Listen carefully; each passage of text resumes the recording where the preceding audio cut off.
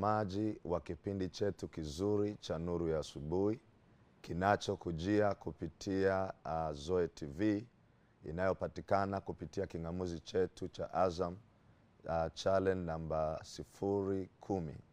Ninakusalimu katika jina la Yesu Kristo na habari za asubuhi. Ninafurahi umefuatana nami katika kipindi hiki kizuri asubuhi ya leo.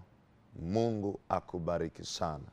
Nimekuja mbele yako asubuhi hii ili kuomba na wewe mpaka pale saa 1 kamili. Kwa hiyo kama hutajali, ninaomba fuatana nami ili tupate kuiomba neema ya Kristo Yesu ituwezeshe kuikabili siku ya leo yenye majukumu mengi. Leo ni siku ya Jumatatu. Tumeianza wiki mpya ambayo tunaamini na tuna matumaini mema kwamba ni wiki yenye baraka njema, ni wiki yenye neema kubwa, na ni wiki yenye mafanikio tele yaliyoko mbele yetu. Ninayesema nawe kama jina langu linavyoonekana hapo chini, mimi ninaitwa Hannington Kabuta. Hannington Kabuta ndio jina langu. Mimi ni mchungaji wa kanisa la Tanzania Assemblies of God au kwa kifupi TAG. Na kwa kuwa makanisa ya TAG yako mengi, jina la kanisa letu lile la kipekee, the name of the local church, linaitwa Dar es Salaam Pentecostal Assembly. Kwa hiyo mimi ni Hannington Kabuta, mchungaji wa kanisa la Tanzania Assemblies of God, ushirika wa Dar es Salaam Pentecostal Assembly au kwa kifupi DPA. Kanisa letu lipo ndani ya jiji la Dar es Salaam, wilaya ya Ubungo, maeneo ya Goba. Dar es Salaam jiji letu zuri, wilaya ya Ubungo, maeneo ya Goba. Mke wangu anaitwa Loveness na Bwana ametubariki kwa ndoa nzuri yenye watoto kadhaa. Ninakushukuru sana kwa kufuatana nami asubuhi ya leo, na Mungu akubariki sana. Napenda nikukumbusha kwamba kipindi chetu cha Morning Glory au Nuru ya Asubuhi inakujia kila Jumatatu mpaka Ijumaa, mida saa 12 asubuhi hivi mpaka saa 1 kamili. Lengo letu likiwa ni kuomba pamoja na wewe japo kwa dakika kama 40, ili utakapoianza siku yako uianze kwa ushindi na kuondosha kila kikwazo ambacho kinakuja mbele yako. Na sasa kwa dakika hizi 35 hadi 40, ninapoenda kukuletea neno la Bwana na kuomba pamoja na wewe, naomba sasa uniruhusu niombe kabla hatujaanza programu yetu. Baba, katika jina la Yesu, asante kwa kutupa asubuhi njema iliyojaa neema na ushindi ambayo Bwana umeifanya. Hakika hii ni siku njema ambayo Mungu umeifanya kwetu. Tunapoenda kuomba pamoja na huyu ndugu anayenitazama, Yesu, tupe mioyo yenye neema, yenye nguvu zako, na Roho wa neema na maombi akawe juu yetu katika jina la Yesu, na wote tuseme amen. Pendwa mtazamaji wangu, siku yetu ya leo ya Jumatatu, nataka nikuletee somo zuri sana ambalo ndilo litakaloongoza kuomba kwetu. Nataka nizungumze habari ya kuwezeshwa na neema, kuwezeshwa na neema, kuwezeshwa na neema.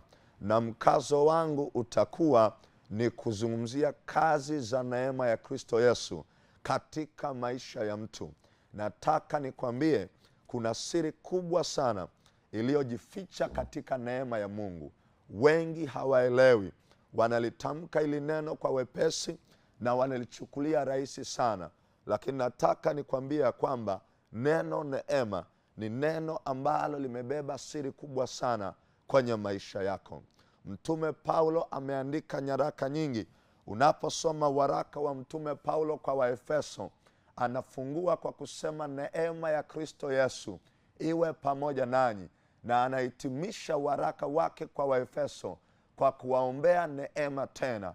Anapoandika kwa Wathesalonike, anasema, anafungua waraka katika sura ya 1 kwa kuitaja neema, anahitimisha Wathesalonike kwa kuitaja neema.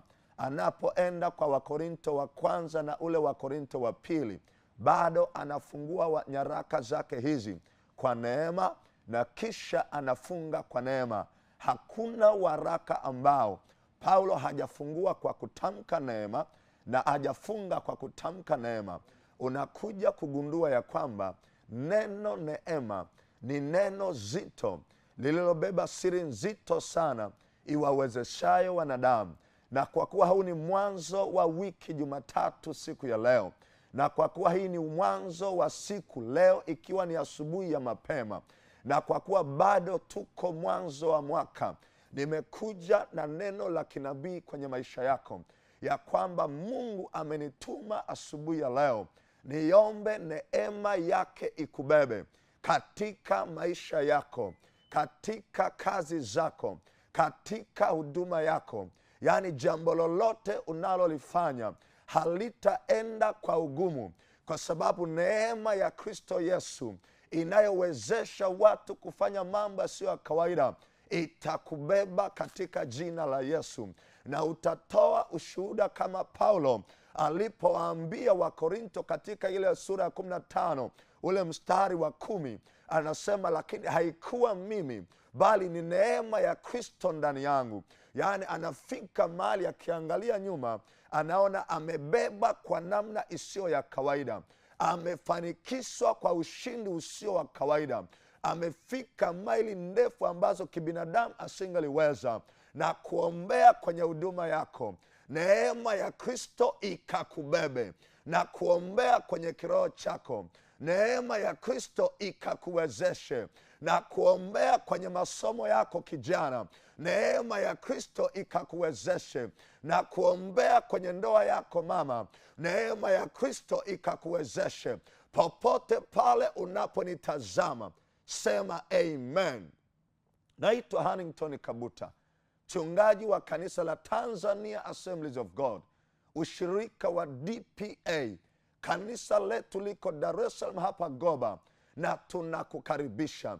Na kama utahitaji maombi ya ziara juu ya neema ya Kristo, namba zangu za mawasiliano zinapita hapo, na nina mambo kadhaa, ingawa lengo langu ni kukueleza mambo 5 ambayo neema ya Kristo itakuwezesha. Lakini nataka nianze kwa kueleza maana ya neema. Mara nyingi tumekuwa tukisema huyu mtu ana neema kubwa sana, huyu mtu amewezeshwa na neema ya Mungu, huyu mtu ni neema tu imembeba. Sasa swali linakuja, nini maana ya neema ya Mungu?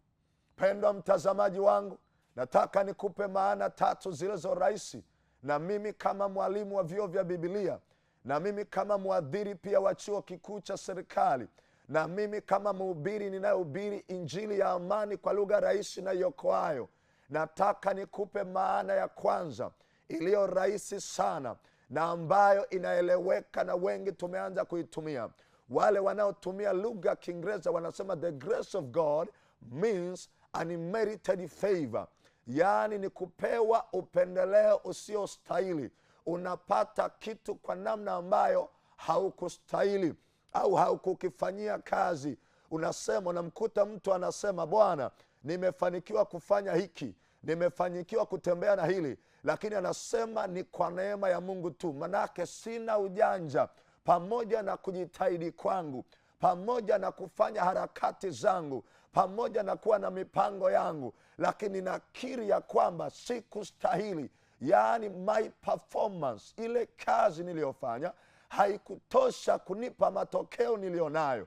Anasema kuna namna Mungu amenipendelea, kuna namna Mungu amenionea huruma, kuna namna Mungu amenipa favor. Kwa hiyo neema ya Mungu maana yake ya kwanza ni upendeleo. Maana yake ya kwanza ni kupewa tu kibali na kuhurumiwa na Mungu. Na alipenda neno upendeleo.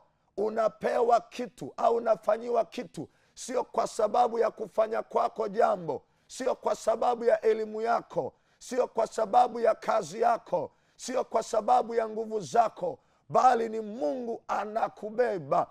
Na mimi nakuombea ubebwe katika jina la Yesu. Sema tena amen. Haleluya. Lakini maana ya pili, ambayo hii ni maana ya kiteolojia sana. Unajua Biblia tulionayo, pendwa mtazamaji wangu, ni ya Kiswahili ndio, nyingine zimeandikwa kwa Kiingereza, lakini Biblia aliyoiandika Mungu kupitia waandishi wasiopungua 40 alitumia lugha ya Kiyunani, the Greek language, kwenye Agano Jipya na Kiebrania kwenye Agano la Kale. Na unaposoma kitabu cha Tito ile sura ya 2 mstari wa 10, 11 na kuendelea, anaposema maana neema ya Mungu iwaokoayo watu wote imefunuliwa, nayo yatufundisha kukataa ubaya na tamaa za kidunia. Pale ile lugha iliyotumika awali anamaanisha the power to overcome sin, yani nguvu ya Mungu ituwezeshayo kuishinda dhambi, kuishinda ulimwengu. Lakini ni nguvu hiyo hiyo inayotuwezesha kufanya mapenzi ya Mungu. Kwa hiyo neema ya Mungu ni nguvu ya Mungu ituwezeshayo kuishinda ubaya, kuishinda ulimwengu, kuishinda dhambi. Na upande wa pili inatuwezesha kumtumikia Mungu. Kwa hiyo sisi hatushindi dunia kwa nguvu zetu, pamoja na kuwezeshwa na neema ya Bwana, pamoja na nguvu zetu na jitihada, kuna mkono wa Mungu nyuma ya pazia unaotubeba. Na mimi nakuombea hiyo katika jina la Yesu.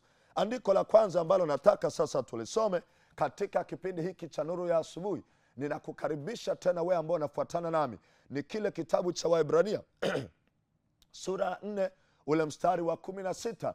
Mwandishi wa kitabu cha Waebrania anatoa mambo makubwa mawili katika kitabu cha Waebrania sura ya 4 mstari wa 16. Anasema, basi na tukikaribie kiti cha neema kwa ujasiri, ili tupewe rehema na kupata neema kutusaidia wakati wa mahitaji. Anasema, basi na tukikaribie kiti cha neema kwa ujasiri, ili tupewe rehema na kupata neema ya kutusaidia wakati wa mahitaji. Mpendwa mtazamaji wangu, Waebrania sura ya 14 Waebrania sura 4 ule mstari wa 16 unasema maneno haya. Unaweza kusema pamoja nami? 1, 2, 3, tusome pamoja. Basi na tukikaribie kiti cha rehema, ili tupate neema ya Mungu ya kutusaidia wakati wa mahitaji. Anasema jambo la kwanza ni mwaliko, jambo la kwanza ni hamasa, jambo la kwanza ni hamasa. Anatuhamasisha, anatukaribisha. Anasema basi twendeni na tukikaribie, tukiendee kiti cha Mungu cha neema na rehema. Ili nini? Ili tukifika kwake kwa njia hiyo atupe neema. Okay, neema itakayofanya nini? Itakayotusaidia sisi wahitaji wakati wa mahitaji. Kumbe anazungumza jambo nyeti, anatualika, anasema twende kwenye kiti cha Mungu cha neema na rehema. Alafu anasema tunaendaje? Tunaenda kwa njia ya maombi. How do we obtain the grace of God? How can we be granted? Tunaweza vipi kupewa neema ya Mungu? Tunapewa neema ya Mungu kwa njia ya maombi. Tunaenda mbele zake kwa njia ya maombi. Na ndio maana nafurahi sana umeweza kufungulia TV yetu ya Zoe TV. Umekuja ili tuweze kuomba pamoja asubuhi ya leo. Nataka nikwambie, maombi yawe maombi ya kawaida, yawe maombi ya mfungo. Nataka nikwambie, hii ni njia mojawapo ya kupata neema kutoka kwa Bwana.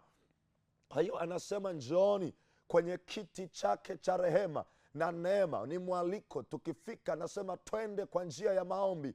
Tunaomba, tunapoomba tunaipata hiyo neema. Na anasema neema hii inatusaidia wakati wa mahitaji.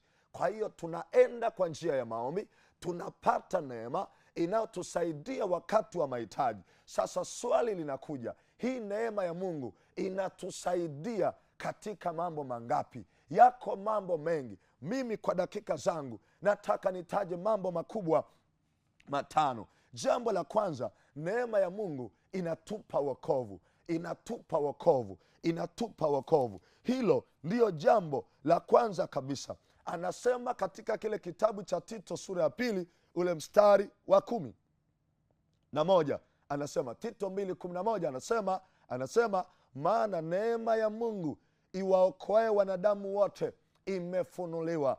anasema maana neema ya Mungu iwaokoayo wanadamu wote imefunuliwa. Pendwa mtazamaji wa Zoe TV, kazi ya kwanza ya neema ya Mungu ni kutuokoa, ni kutupa wokovu. Anasema angalia, anasema tazama. Paulo anamwandikia mwanaye Tito mpendwa katika sura ya 2, anamkumbusha kazi kadhaa za neema, kazi kama 2-3, na anaanza ule mstari wa 11 katika ile sura ya 2.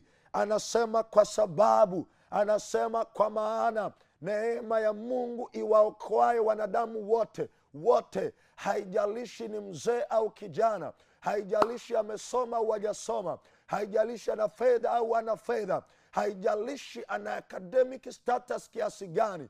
Anachosema yeye ni kwamba neema ya Mungu inaokoa watu wote, na anasema imefunuliwa. It has been freely given, it has been revealed. Imewekwa huru, imewekwa tayari, imewekwa bayana, iko tayari kazini. Na mimi nakuombea neema ya Kristo Yesu katika maisha yako, katika jina la Yesu. Na iomba neema ya Kristo Yesu ikamate familia yako katika jina la Yesu. Na wala usiogope, maadamu umefuatana nami katika kipindi cha Morning Glory, nuru ya asubuhi, kipindi cha Jumatatu ya leo. Nataka nikwambia kwamba mume wako anaweza kuokoka katika jina la Yesu. Mke wako anaweza kuokoka katika jina la Yesu. Haijalishi watoto wako wamemwacha Kristo maili ngapi, wameenda mbali kiasi gani. Jambo moja nina uhakika ni kwamba Mungu ameitoa neema yake inayowavuta watu katika wokovu. Anasema neema ya Mungu iwaokoayo wanadamu wote imefunuliwa. Lakini mpendwa mtazamaji wangu, katika kitabu kile cha Waefeso sura ile ya 2 katika ule mstari wa 5, kuna jambo hapo analisema. Anasema hata wakati ule tulipokuwa wafu kwa sababu ya makosa yetu, alituhuisha pamoja na Kristo. Yaani tumeokolewa kwa neema, yaani tumeokolewa kwa neema. Halafu anasema tena mstari wa 8, Waefeso sura ya 2 mstari wa 8, anasema kwa maana mmeokolewa kwa neema, mmeokolewa kwa neema, mmeupata wokovu kwa neema. Kama Mungu ameachilia neema yake okoe wanadamu, na mimi nakuombea katika jina la Yesu, members wa familia yako apate wokovu katika jina la Yesu.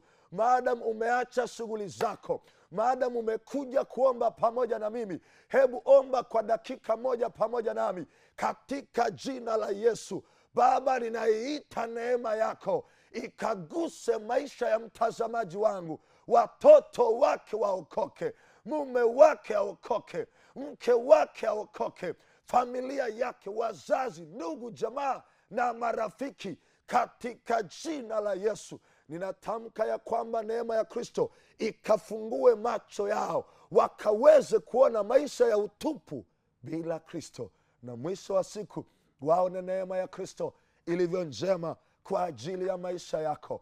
Biblia inasema katika kitabu cha Tito ile sura ya 2 mstari wa 11, maana neema ya Mungu iwaokoayo wanadamu wote imefunuliwa. Iwaokoayo, the grace of God saves, the grace of God regenerates. Inaokoa, inafanya upya, inavuta watu kwenye toba, inafungua macho ya rohoni. Watu wanaweza kuona maisha ya utupu, hatari inayowakabili bila maisha ya wokovu, bila Yesu kwenye maisha yao. Na nataka nikwambie, hatuokoki kwa ujanja wetu, bali tunaokoka kwa neema ya Mungu. Mimi hapa nilipo nimekutana na watu wengi wanasema, Kabuta, umeokoka katika ujana udogo. Mimi niliokoka nikiwa mtoto wa sekondari, mwanafunzi, nikiwa boarding school. Mungu akaniokoa. Nakumbuka ilikuwa ni tarehe 2 mwezi wa 7 Mungu akafungua macho yangu. Nimezaliwa katika familia ambayo nilimkuta mama yangu mzazi akiwa anaenda kanisani na nilikuwa nikienda pamoja naye, lakini katika utoto ule nilikuwa sijafanya maamuzi dhahiri ya kuamua kujikita katika wokovu wangu binafsi. Lakini siku moja neema ya Kristo haikuwa bure kwenye maisha yangu. Mungu alifungua macho yangu ya rohoni, nikaweza kuona hatari zinazonikabili, nikaweza kuona maisha ya utupu nilionao bila Yesu kwenye maisha yangu. Nilipomwamini Yesu, akanipa neema, ikanifungua na kunipa wokovu. Sasa anasema katika kitabu cha Waefeso 2:8, kwa maana mmeokolewa kwa neema kwa njia ya imani, ambayo hiyo haitokani na nafsi zenu, ni kipawa ambayo naomba nisome. Anasema Waefeso 2:8, kwa maana mmeokolewa kwa neema kwa njia ya imani, ambayo hiyo haitokani na nafsi zenu, ni kipawa cha Mungu. Anasema wala si kwa matendo, mtu awaye yote asije akajisifu. Si kwa matendo yetu, si kwa elimu zetu, si kwa ujasiri wetu. Hatujikazi, hatujitahidi. Pamoja na yote unayoyafanya, kubali ya kwamba kuna msaada nyuma yake unaoitwa neema ya Mungu. And this morning I pray upon your life for the grace of God to cover you and your family. Ninakuombea katika jina la Yesu, neema yake Kristo ambaye Paulo ameitaja katika kila waraka aliyoandika ikawe juu ya maisha yako. Pendwa mtazamaji wangu, naitwa Hannington Kabuta, mchungaji wa kanisa la TAG pale Goba, Tegeta mtaa kwa Msabila. Namba zangu za simu ndio hizo. Kazi ya pili ya neema ya Mungu. Neema ya Mungu inatusaidia kushinda ubaya na tamaa za kidunia. Katika kitabu kile cha Tito, kile kitabu cha Tito sura ya 2, ule mstari wa 12, anasema nayo yatufundisha kukataa ubaya na tamaa za kidunia, tupate kuishi kwa kiasi na haki na utauwa katika ulimwengu huu wa sasa, tukilitazamia tumaini lenye baraka na mafunuo ya utukufu wa Kristo Yesu, Mungu mkuu na mwokozi wetu. Tito 2 mstari wa 11 na 12 anazungumza kazi mbili kubwa za neema. Moja, anasema maana neema ya Kristo Yesu imefunuliwa, nayo yatuokoa. Neema ya Kristo iokoayo imefunuliwa kwa watu wote. Alafu mstari wa 12 anasema nayo hiyo neema yatufundisha, yatuwezesha kukataa ubaya na tamaa za kidunia, ili tupate kuishi kwa kiasi na haki na utauwa katika ulimwengu huu wa sasa uliojaa dhuluma, uliojaa dhiki, uliojaa mateso, uliojaa anasa. Anazungumza ulimwengu huu, ndugu zangu, umejaa ushawishi kila kona, tena ushawishi ulio mbaya. Unapoangalia TV leo, chaneli nyingi zinakuvuta katika mambo mabaya ya kidunia hii. Unapotembea, ukienda kwenye daladala, ukienda Mlimani City, kwenye shopping malls mbalimbali, ukienda kwenye vyuo vikuu ambavyo mimi nafundisha, ukienda wakati mwingine mbaya zaidi paka kwenye nyumba za ibada leo, unakuta kuna vitu vingi ambavyo vinakuseduce, vinataka kukutoa kwenye uwepo wa Mungu, vinakushawishi kwenye ubaya. Wakati mwingine katika ulimwengu ambao tunapambana na harakati za kiuchumi, kuna rushwa, donge nono linaletwa mbele yako. Wakati mwingine hauna hela, uko vibaya, unaletewa fedha, unaambiwa fanya 1, 2, 3, saini jambo hili, pokea rushwa hii na maisha yako yatabadilika. Sasa katikati ya ushawishi mbaya, katikati ya mambo mabaya unayotaka kuyashinda, nina habari njema asubuhi ya leo.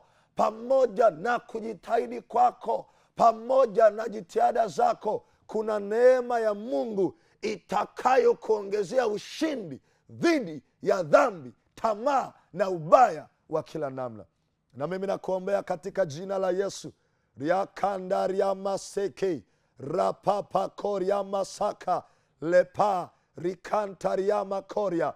Neema ya Mungu Kristo Yesu isimame na wewe kwenye maisha yako. Anasema nayo yatufundisha, neno yatufundisha, anasema katika lugha ya Kiunani yatuwezesha, inatutia nguvu, it empowers, inatubeba, yatuwezesha kukataa ubaya na tamaa za kidunia, tupate kuishi kwa kiasi na haki na utauwa katika ulimwengu huu tulio nao.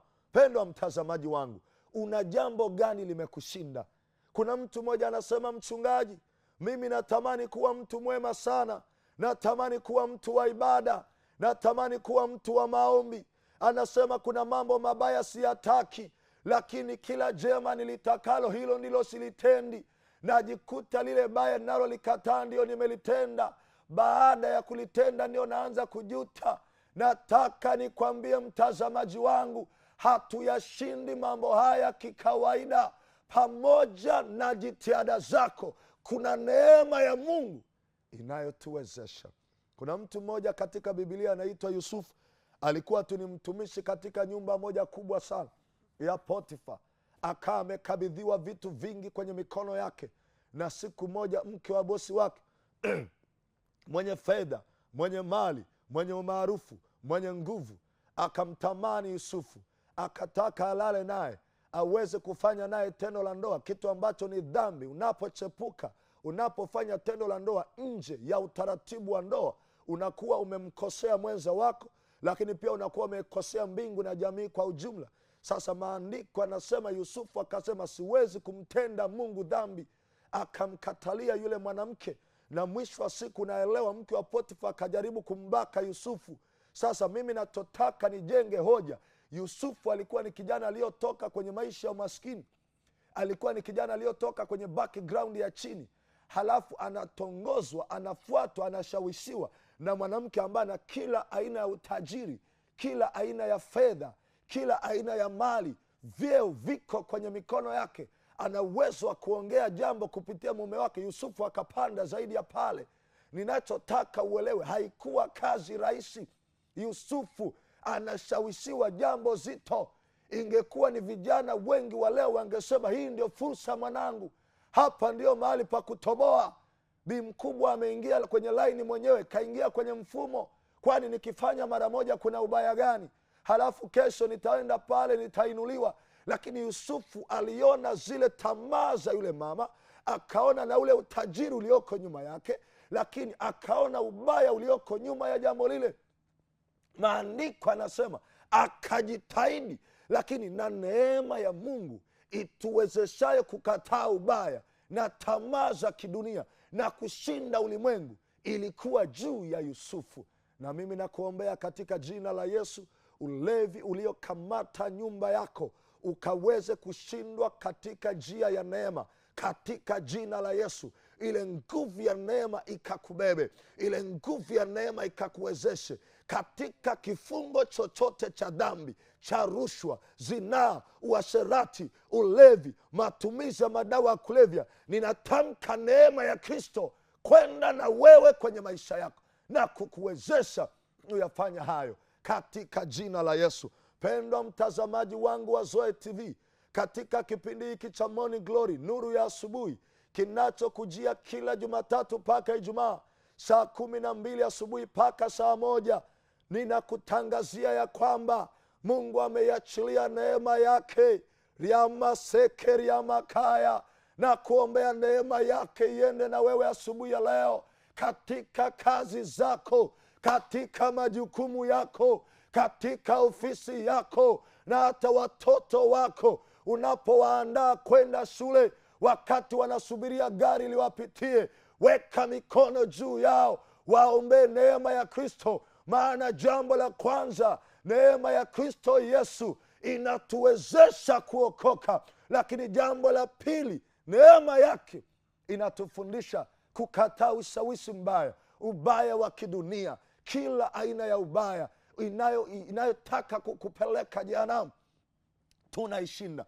Kazi ya tatu ya neema, nimebakiza dakika zangu kama 7 niombe pamoja na wewe. Hizi ndio dakika nilizo nazo.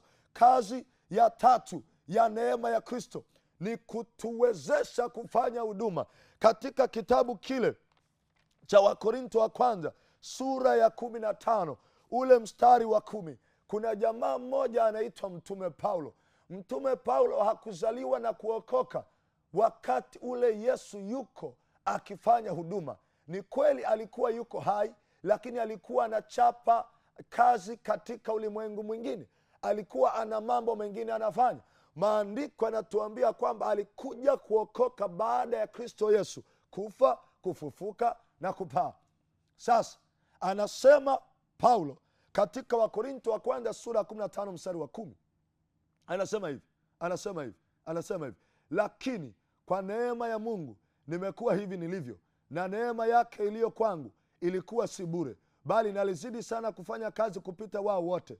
Wala si mimi, bali ni neema ya Mungu pamoja nami. Nataka nikutazamishe jambo. Mimi ni mwalimu wa vyuo vya Biblia pia. Katika teolojia tunasema neno linalojirudia mara nyingi katika kifungu cha maandiko, iwe ni mstari au kifungu, a passage, hilo ndilo neno mama, ndio kiini. Naomba nisome mara ya mwisho mstari, alafu utaniambia neno gani linajirudia. Wakorinto wa kwanza sura 15 mstari wa 10. Biblia inasema, lakini kwa neema ya Mungu nimekuwa hivi nilivyo. Lakini kwa neema ya Mungu, by the grace of God, nimekuwa hivi nilivyo. Anasema, na neema yake iliyo kwangu ilikuwa si bure, bali nalizidi sana kufanya kazi kupita wao wote mitume wengine walionitangulia. Wala si mimi, bali ni neema ya Mungu pamoja nami. Anazungumza Paulo, anajenga hoja ya kwamba Kristo Yesu alikufa akafufuka, akawatokea wanafunzi, akawasaidia. Lakini anaeleza yeye Paulo ni mmoja wa mashahidi wa kufufuka kwa Yesu. Anasema alinitokea ningali niko hai baada ya Yesu kufufuka kwake. Halafu anasema, lakini pamoja na kwamba alinitokea, mimi sikustahili, maana nililiudhi kanisa la Kristo hapo awali. Niliua watu, nilikataza wasimwabudu Mungu, niliwatawanya wa Kristo, nilifanya mambo mabaya. Halafu anasema kwa kweli Kristo alimtokea Petro, Petro alistahili. Kristo alimtokea Yakobo, Yakobo alistahili. Kristo aliwatokea mitume wengine, wao wote walistahili. Anasema mimi sikustahili kwa sababu nilifanya mambo mabaya. Neema ya Kristo manake unmerited favor, unapewa upendeleo ambao haustahili. Lakini pia neema ya Kristo manake ni uwezesho wa kimungu wa kuikataa dhambi, na neema ya Kristo ni uwezesho wa kimungu wa kufanya kazi ya Mungu kwa namna isiyokuwa ya kawaida, kwa namna isiyokuwa ya kawaida, kwa namna isiyokuwa ya kawaida. Unawezeshwa kwa namna ya tofauti. Na hii ndiyo hoja yangu ya tatu na ya mwisho ninayoishia asubuhi ya leo. Kesho Jumanne nitaendelea na hoja zingine, maana somo hili nitaenda nalo kwa mfululizo. Leo Jumatatu nimezungumza hilo, kesho Jumanne nitaendelea nalo, Jumatano nitabadilisha, nitakuletea kitu kingine.